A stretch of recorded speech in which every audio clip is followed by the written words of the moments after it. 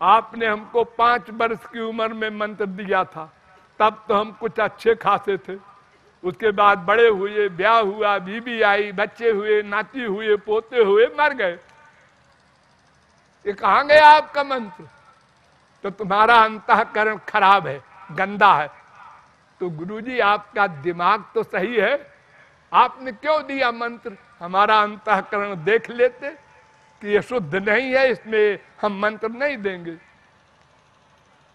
कोई भी लॉ पढ़ने जाएगा तो ग्रेजुएट होगा, तभी तो सर्टिफिकेट दिखाएगा तो पढ़ेगा।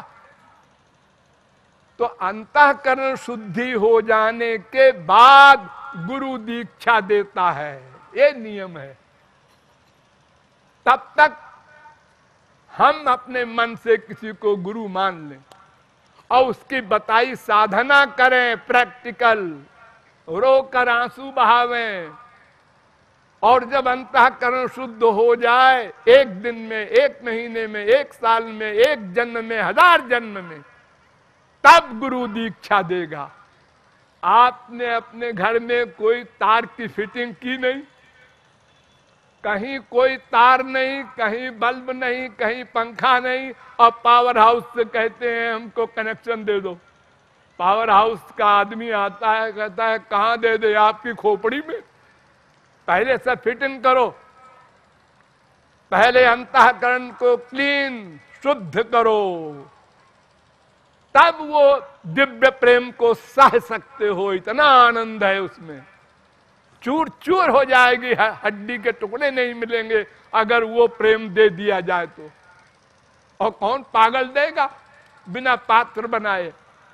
तो जब रोकर आंसू बहाकर साधना करते करते आपका अंतःकरण शुद्ध हो जाएगा, वो भक्ति। सारी गीता क्या है? गीता में अर्जुन पहले अध्याय में कहता है, महाराज मैं इन सब को मारूंगा, पाप होगा, नरक मिलेगा, मैं नहीं युद्ध करता।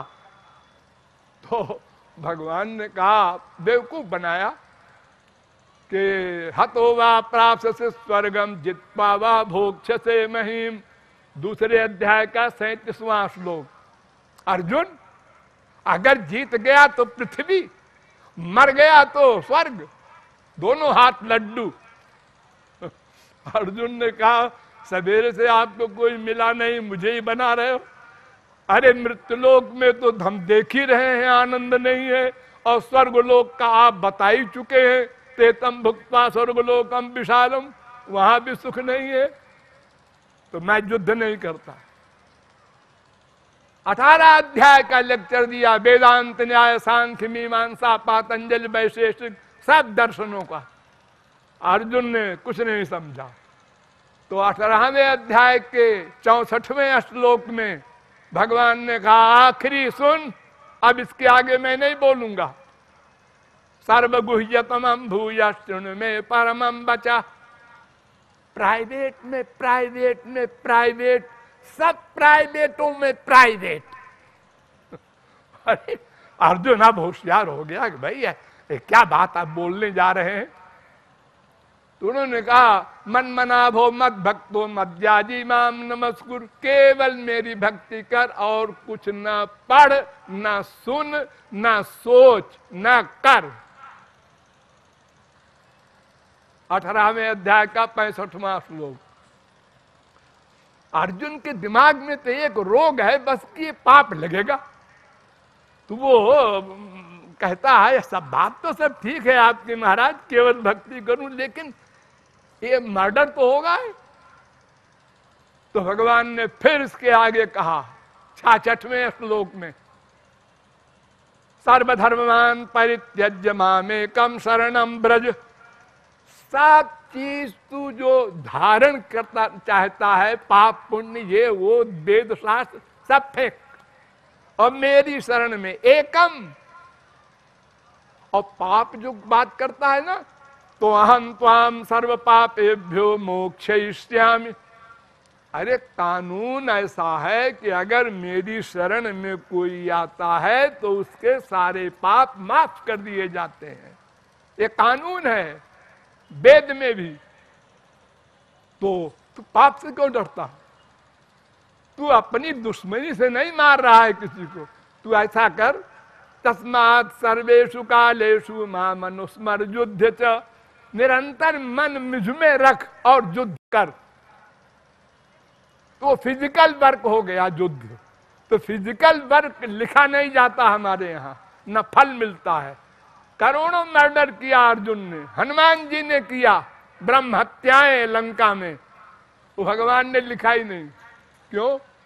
वो फिजिकल वर्क किया, मन उनका भगवान में था। तो जीरो में गुणा चाहे जीरो से करो, चाहे जीरो में गुणा करोड़ से करो, जवाब जीरो आएगा। उनका मन भगवान में है। बिना मन के कोई भी कर्म कर्म नहीं कहलाता है। ध्यान दो इस पॉइंट पर, भगवत प्राप्ति तक काम देगा। ये जो हम लोग कीर्तन करते हैं, राम राम श्याम श्याम हरे राम, ये कुछ नहीं है, ये धोखा है।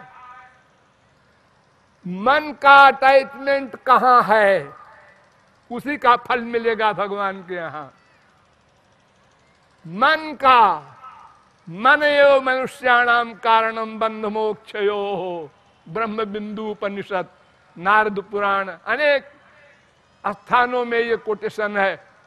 मन ही कर्म का कर्ता माना जाता है। एक बार राम मत कहो, मन का सरेंडर हो जाए भगवान में, माम एकम शरणम ब्रज, हो गई भगवत प्राप्ति।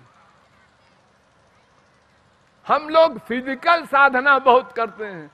भगवान कहते हैं मन मुझको दो और शरीर से कर्म करो संसार का, और हम उल्टा करते हैं। मन देते हैं संसार को और इंद्रियों से भक्ति करते हैं भगवान की, वाणी से, कान से, हाथ से पूजा, पैर से चारों धाम की मार्चिंग। ये क्या है? इससे कुछ फायदा हुआ? फायदा तो कुछ नहीं हुआ, आसक्ति तो बढ़ती जा रही संसार में। अरे तो दवा खाने से फायदा न हो तो डॉक्टर से पूछो, कहीं गड़बड़ हो रही है। नहीं जी, फुर्सत नहीं हमको। हाँ, बूढ़े हो गए,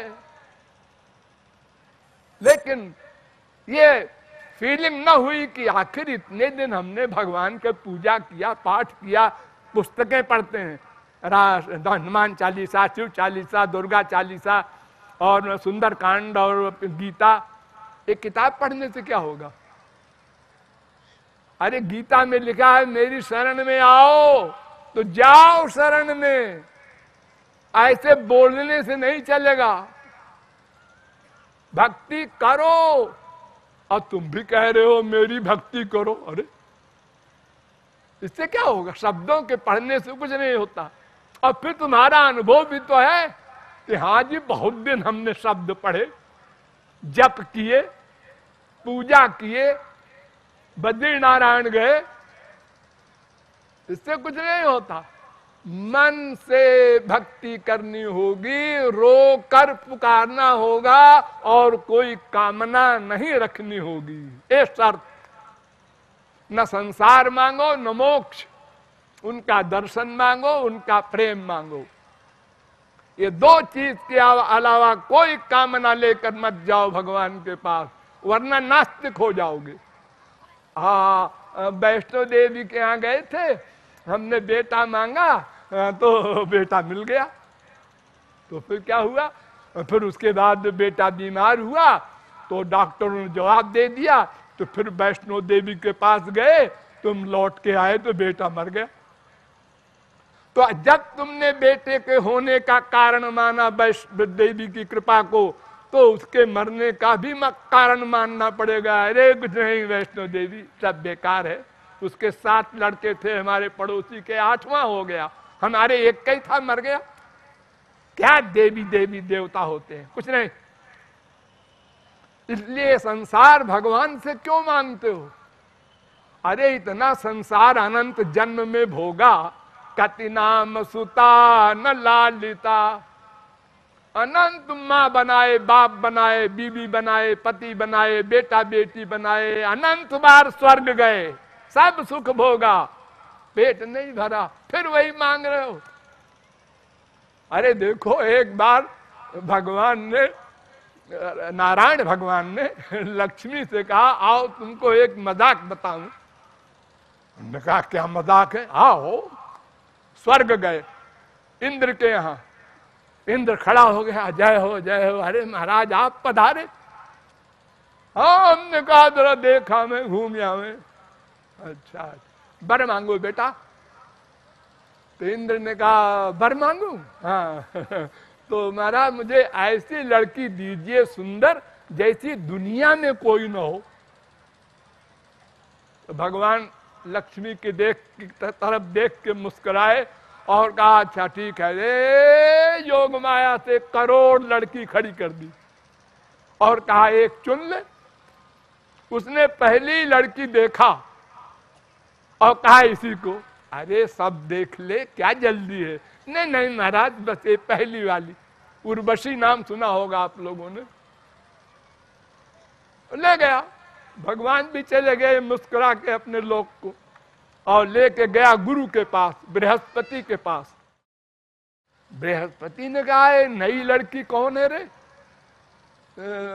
गुरुजी वो भगवान आए थे, तो उन्होंने कहा बर मांगो, तो हमने ये मांगा। अरे बेवकूफ, यही मांगना था भगवान से। भगवान से भगवान का सामान मांगता। ये सामान तो तुझको अनंत जन्म मिल चुका। हमारे गुरु का नाम भी अपने तूने बदनाम कर दिया। अब क्या होगा? अब चले गए भगवान। तो ये संसार की कामना ने तो हमारा अनंत जन्म बिगाड़ा। छोड़ो इसको, नहीं मांगना है। दुख मिले भोग लो, भगवान से नहीं कहना है, किसी देवी देवता से नहीं कहना है। केवल राधा कृष्ण की उपासना करो, नंबर 1। मोक्ष तक की कामना न करो, नंबर 2। और रो कर पुकारो, नंबर 3। और हर जगह हमेशा ये रियलाइज करो वो हमारे हृदय में है। वेद कह रहा है, शास्त्र कह रहा है। एकस्तयो खादति पिप्पलान्न मन्यो निरन्नो पिबले न भूयान। 11वें स्कंद के 11वें अध्याय का 6वां श्लोक। दास पर्णा सयुजा सखाया, इस वेद मंत्र का अनुवाद। आपके हृदय में एक आप रहते हैं, एक आपका बाप, दोनों एक साथ। आप कुत्ते बनेंगे वहां भी वो साथ जाएगा, गधे बनेंगे वहां भी वो साथ जाएगा। ऐसा बाप है, साथ नहीं छोड़ता। ये बात हर समय हर जगह रियलाइज करो, तब आप आस्तिक कहलाएंगे। आस्तिक। हम भगवान को मानते हैं, मानते हो? हाँ, तुम्हारे हृदय में रहते हैं। ये वेद में, अरे वेद क्या जी, गधा भी जानता है, घट घट में राम रहते हैं। अच्छा अच्छा, तो तुम उसको रियलाइज करते हो? हाँ हाँ मानते हैं। तो क्यों जी? जब तुम कोई प्राइवेट बात सोचते हो तो उस समय ये फीलिंग होती है वो नोट कर रहा है, ये तो नहीं होती, भूल जाते। तो फिर क्या मानते हो? जैसे अपने आप को सदा सर्वत्र रियलाइज करते हो, ऐसे ही अपने बाप को सदा सर्वत्र महसूस करो। बार बार सोचो अंदर है, फिर काम करो आधा घंटा, फिर हाँ अंदर बैठे हैं, फिर काम करो, हाँ अंदर बैठे हैं, नोट कर रहे हैं। तो आप उस आधा घंटे में कोई गड़बड़ नहीं कर पाएंगे फिर, क्योंकि आपको याद आ जाएगी, वो नोट कर लेंगे, दंड मिलेगा। हम संसार से तो डर करके पाप कम करते हैं और भगवान से नहीं डरते। चोरी चोरी सोचते हैं, प्लानिंग करते हैं। अरे आप जो प्लानिंग करते हैं ना मन से, वही नोट करते हैं भगवान, क्रिया नोट नहीं करते। केवल मन का चिंतन नोट करते हैं भगवान, उसी का फल देते हैं, उसी को कर्म कहा जाता है। तो भक्ति अत्यंत सरल है। कहू भक्ति पथ कवन प्रयासा, योग न जप तप मख उपवासा। कुछ नहीं है। कोत प्रयासो सुरबाल का हरे रूपासने स्वे हृदय छिद्रवत सता। प्रहलाद ने कहा था क्या प्रयास है भक्ति में, वो तो अंदर बैठा है, बुलाना नहीं है कहीं से उसको। हम अपने माँ को, बाप को, बीवी को बुलाते हैं किसी और कमरे में, अरे सुनो, ऐसा नहीं, वो तो अंदर बैठा है। केवल आप मान लो, बस इतनी सी बात है। आप मानते नहीं है, आपको डाउट है, विश्वास नहीं है। आप लोग भोग लगाते हैं भगवान का, हाँ क्या करते हैं, पानी छोड़ते हैं ऐसे, थोड़ी देर आंख बंद करते हैं 2-4 सेकंड को और खाने लगते। ये क्या कर रहे हैं, भोग लगाया था। क्या मतलब, भगवान तुम आके पहले खाओ तब मैं प्रसाद खाऊंगा। एक बात बताओ, तुमने कभी ये भी सोचा कि देखूं तो क्या खाया है भगवान ने? अजी नहीं, भगवान खाएंगे थोड़े। तो फिर आप क्या भगवान से एक्टिंग कर रहे थे ऐसे पानी डाल के? जब आपको इतना अविश्वास है पक्का कि खाएंगे नहीं, तो फिर ये क्या धोखा दे रहे थे भगवान को? आपको फील होना चाहिए था, अरे आज भी नहीं खाया, रोना चाहिए था। नहीं, कोई फीलिंग नहीं। ये सब गड़बड़ी जो हमारे विकार हैं मानसिक, इनको हटाओ और विश्वास पूर्वक उनको सदा अपने साथ मानो। और एकांत में घंटे 2 घंटे जो बैठ के पूजा पाठ करते हो वो बंद करो, उनका रूप ध्यान करके आंसू बहाओ और रूप बनाओ, वो भी अपने मन से, और श्रृंगार करो अपने मन से। हीरो का हार पहनाओ, कोहनूर सरी के हीरो का, मन से बनाओ। आजा, आ गया, ए पहनाया, हाँ कितने सुंदर लग रहे हैं श्याम सुंदर। क्योंकि गरीब हो तुम कहोगे हमको तो हीरे का हार कहां से लाऊं मैं पहनावे। अरे भगवान कहते हैं मनोमयी मणिमयी प्रतिमाष्ट विधा स्मृता। भागवत, मन से बनाई हुई मूर्ति की पूजा करो, कोई सामान की जरूरत नहीं। तुम पत्थर की मूर्ति की पूजा करते हो, कोई चीज जब नहीं होती, मान लो आज अक्षत नहीं है वहां, तो चिल्लाते हो बीबी को, अरे क्यों री अक्षत नहीं रखा? लो पूजा कर रहे हो क्रोध कर रहे हो।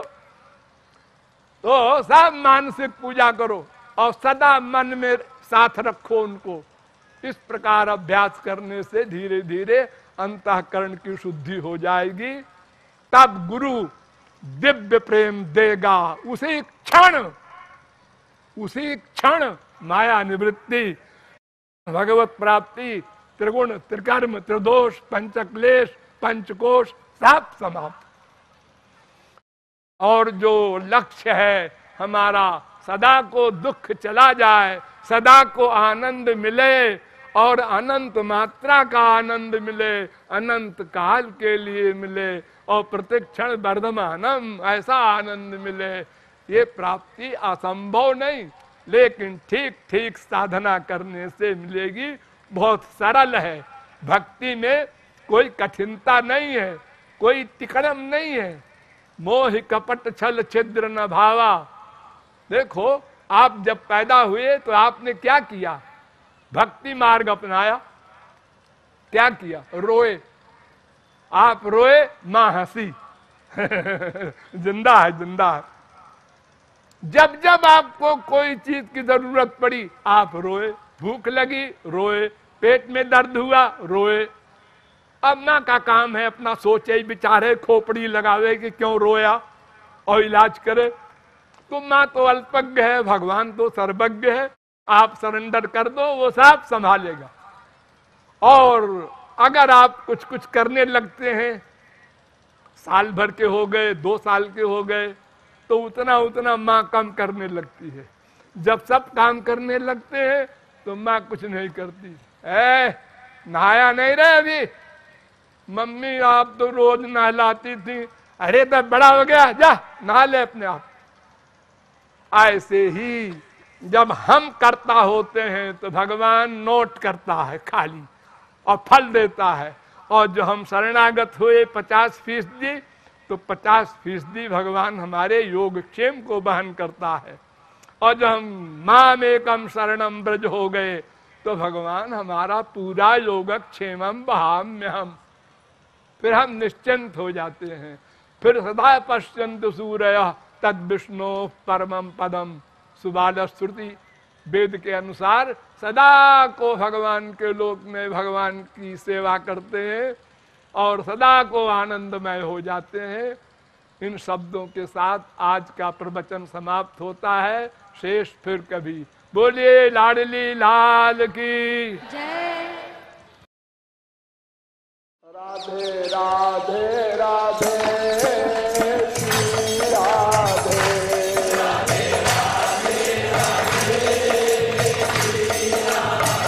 ओ राधे राधे राधे राधे राधे राधे श्री राधे।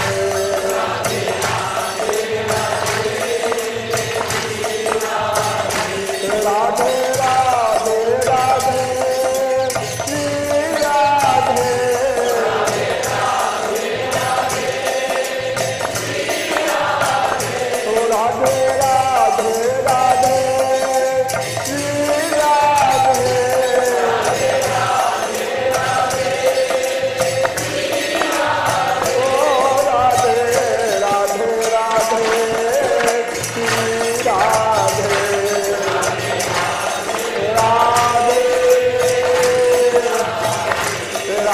राधे राधे राधे